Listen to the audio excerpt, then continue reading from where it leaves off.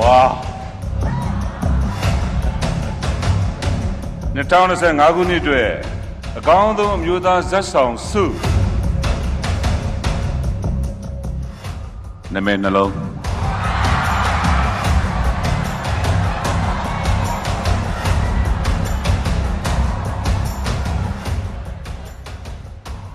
မြင့်မြတ်ဖြစ်ပါတယ်ခင်ဗျာရေစာစကားမှာရရှိတာဖြစ်ပါတယ်